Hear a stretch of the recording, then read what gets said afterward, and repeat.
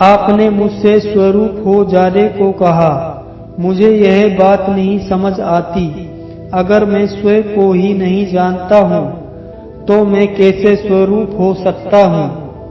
चाहे तुम जानो या न जानो, तुम अपने से अलग कुछ और हो नहीं सकते हो।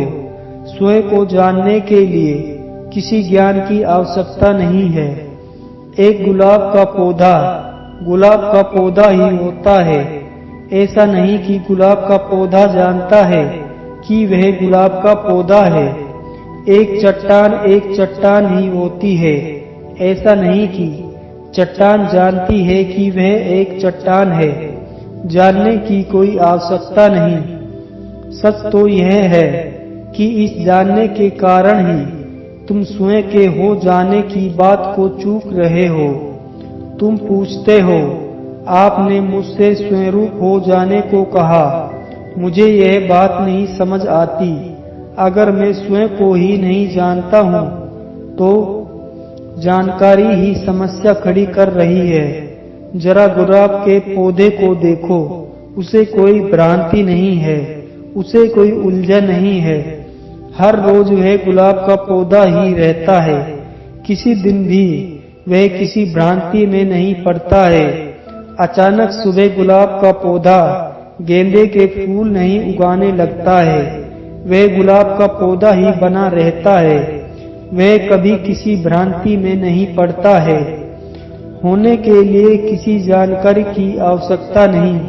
सच तो यह है, अधिक जानकारी के कारण ही तुम स्वयं को चूक रहे हो और जानकारी ही अनावश्यक रूप से समस्या खड़ी करती है।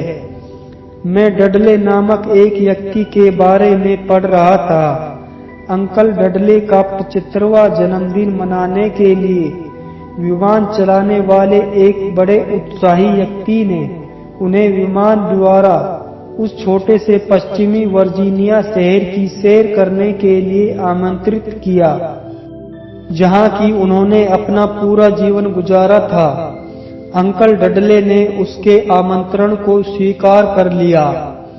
जब 20 मिनट में उन्होंने पूरे शहर का चक्कर लगा लिया तो वापस जमीन पर आकर उनके मित्र ने पूछा, अंकल डडले, क्या आप भयभीत हो गए थे? नहीं, उन्होंने सकुचाते हुए कहा, मैंने तो अपना पूरा वजन विमान में रखा ही नहीं।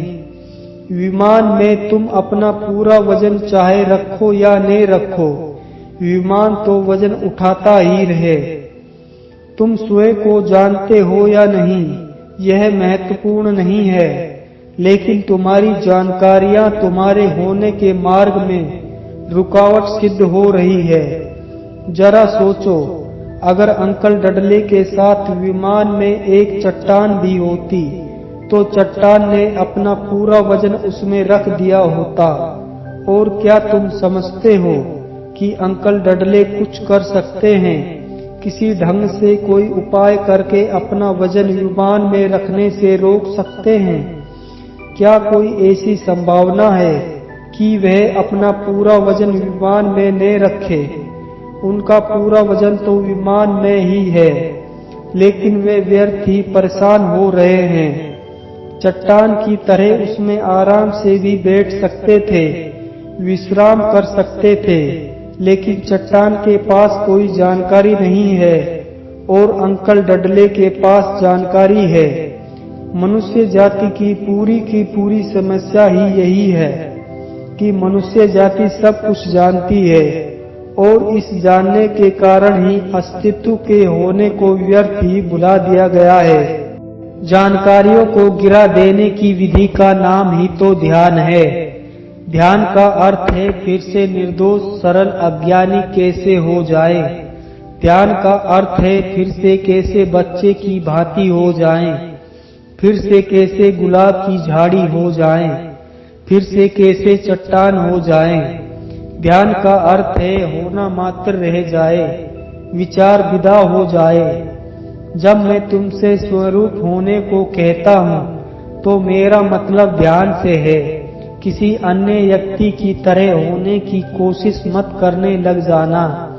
तुम किसी दूसरे व्यक्ति की तरह हो ही नहीं सकते हो।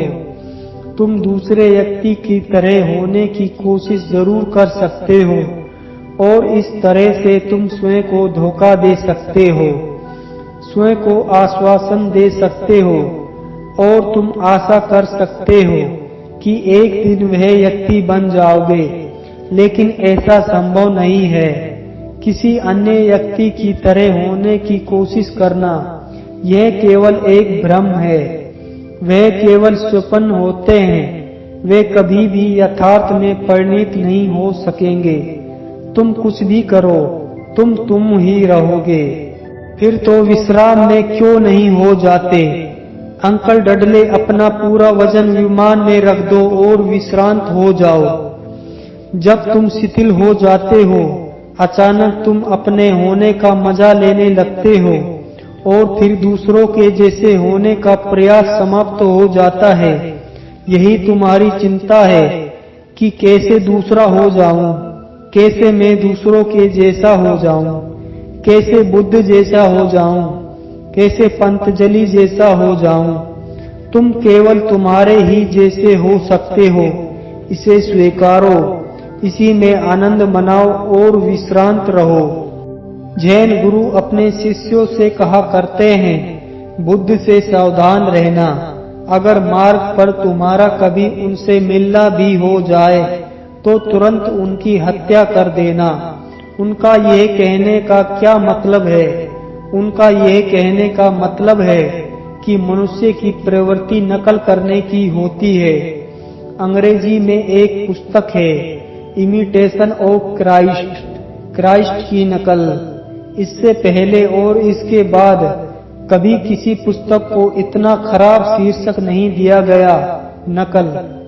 लेकिन फिर भी एक ढंग से यह शीर्षक बहुत प्रतीकात्मक है। वह मनुष्य जाति के पूरे मन को प्रकट कर देता है। अधिकांश लोग नकल करने की, किसी अन्य व्यक्ति की तरह हो जाने की कोशिश में रहते हैं। कोई भी व्यक्ति क्राइस्ट नहीं हो सकता और वस्तुतः इसकी कोई जरूरत भी नहीं है। अगर सभी लोग क्राइस्ट हो जाएं, तो परमात्मा भी बोर हो जाएगा। परमात्मा भी नए को, मौलिक को पसंद करता है। परमात्मा तुम्हें चाहता है और वह चाहता है कि तुम जैसे हो वैसे ही रहो, तुम तुम्हारे जैसे ही रहो।